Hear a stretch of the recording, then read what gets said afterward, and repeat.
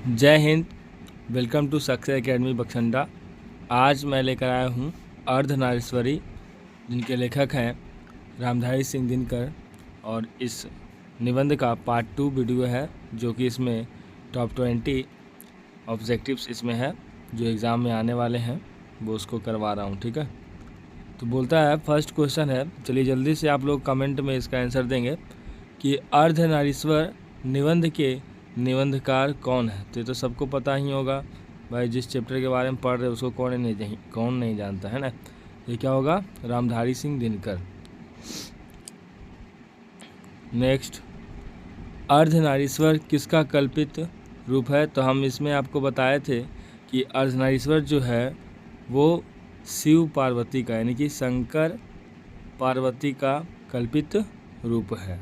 ठीक है, तो जल्दी से बताइए इसमें क्या हो जाएगा। तो यहाँ पे हो जाएगा ऑप्शन नंबर आपका ए, शिव और पार्वती का। तो जल्दी से क्वेश्चन नंबर 3 का जवाब दीजिए। बोलता है, दिनकर जी के अनुसार नारी की पराधीनता कब आरंभ हुई? पाषाण काल में, या जब मानव ने कृषि का आविष्कार किया, या मध्यकाल में, या जब राजाओं का शासन हुआ?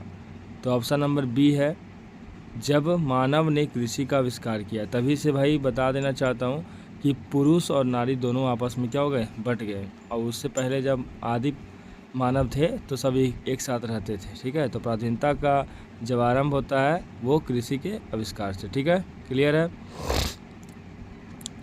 बोलता है कि पुरुष जब नारी के गुण लेता है तब वह देवता बन जाता है। ठीक है, किंतु नारी जब नर के गुण सीखती है तब वह राक्षसी हो जाती है। यह कथन किसका है? प्रेमचंद का, या रविन्द्रनाथ टैगोर का, या दिनकर का, या जयशंकर का? जल्दी से ऑप्शन दीजिए, कौन सा ऑप्शन होगा सही? ऑप्शन नंबर ए, प्रेमचंद का। ठीक है, बोले जिस पुरुष में नारीत्व नहीं वह क्या है?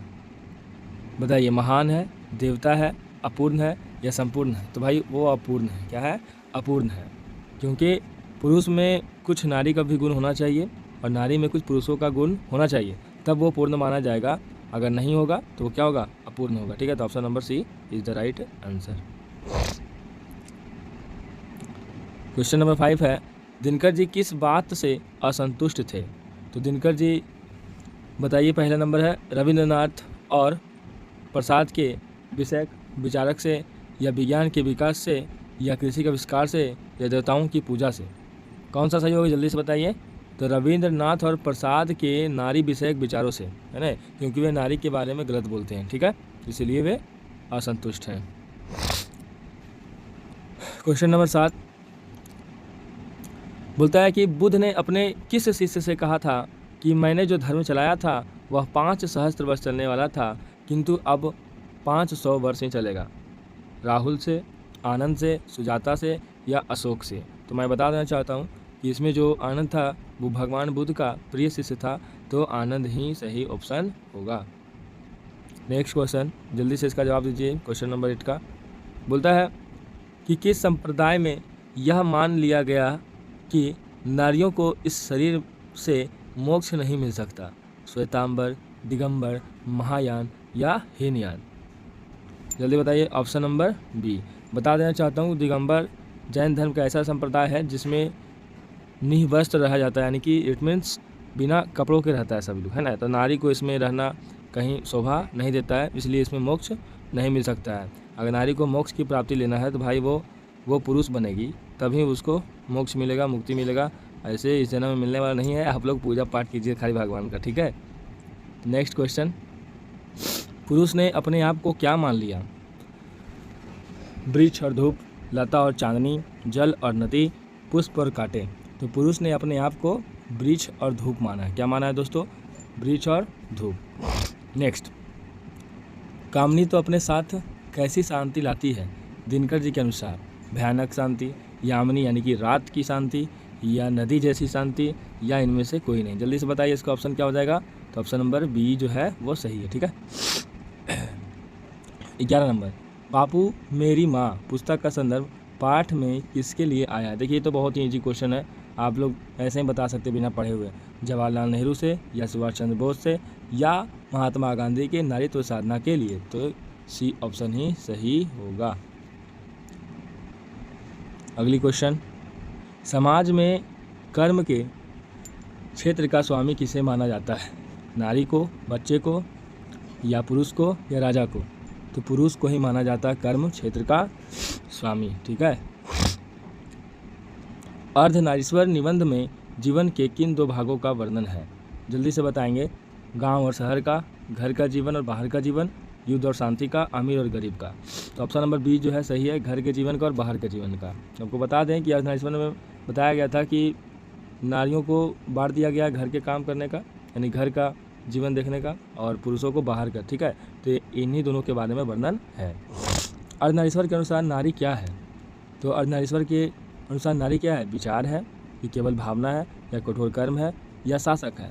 तो विचार तो पति ही होता है जी, तो नारी क्या है? भावना है। Option number B is the right answer. बोलता है प्रवृत्ति मार्ग और निवृत्ति मार्ग का संबंध मुख्य रूप से किससे दर्शाया गया है? व्यापार और कृषि से, गृहस्थ जीवन और संन्यास से, युद्ध और प्रेम से, कला और विज्ञान से। तो इसमें दर्शाया गया है गृहस्थ जीवन और संन्यास से। पुरुष के गुणों को अपनाकर समाज में नारी क्या कहलाने से घबराती है? जल्दी से बताइएगा, बहुत ही इजी क्वेश्चन है। देवी, राक्षसी, या स्त्रैन, या कठोर? तो राक्षसी कहने से घबराती है। ठीक है। दिनकर जी का मुख्य उद्देश्य क्या है? पुरुष और नारी को अलग रहना चाहिए, पुरुष और नारी को एक दूसरे के गुण अपनाने चाहिए, नारी को केवल घर संभालना चाहिए, पुरुष को हमेशा कठोर रहना चाहिए। तो ऑप्शन नंबर बी सही है, पुरुष और नारी को एक दूसरे के गुण अपनाने चाहिए। क्योंकि जब तक आप पुरुष हैं और स्त्री के गुण को नहीं अपनाएंगे तो आप पूर्ण नहीं हो सकते, आप अपूर्ण हैं। या आप स्त्री हैं तो पुरुष के गुण नहीं अपनाएंगे तो पूर्ण नहीं हो सकते। ठीक है। दोनों का गुण होना चाहिए, तभी आप पूर्ण माने जाओगे। बोलता है ईड़ा यानी प्रसाद जी के काव्य की पात्रा का जिक्र पाठ में क्यों किया गया है? वह बहुत सुंदर थी, वह केवल भावना की प्रतीक थी, वह बुद्धि और कर्म की प्रतीक थी, या वह युद्ध करना जानती थी? तो ऑप्शन नंबर सी क्या होगा? सही होगा। 19 नंबर बोलता है नारी को अहेरिन, नागिन और जादूगरनी करने के पीछे क्या मंशा है? नारी का सम्मान करना, नारी को कमज़ोर और बुरा बताना, नारी को शक्तिशाली बताना, नारी को देवी बताना? तो मैं बता देना चाहता हूँ कि नारी को कमज़ोर और बुरा बताने के लिए ऐसा बोला जाता है कि अहेरिन है, नागिन है, जादूगरनी है। ठीक है। यदि संधि की वार्ता कुंती और गंधारी के बीच हुई होती तो क्या संभव था? कौरव जीत जाते, या पांडव हार जाते, या महाभारत का युद्ध नहीं होता, या युद्ध और भयंकर होता? तो मैं बता देना चाहता हूँ कि महाभारत का युद्ध नहीं होता, क्योंकि कुंती और गंधारी के बीच ऐसा होता तो। ठीक है। तो बताइए जल्दी से आपको कैसा लगा। ठीक है।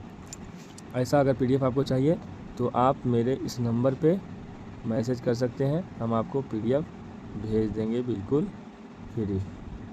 ठीक है। और मेरा चैनल को सब्सक्राइब कर दें और वीडियो को लाइक कर दें और थोड़ा अपने दोस्तों के पास शेयर कर दें। ठीक है। जय हिंद, वंदे मातरम। मिलते हैं अगली वीडियो के साथ।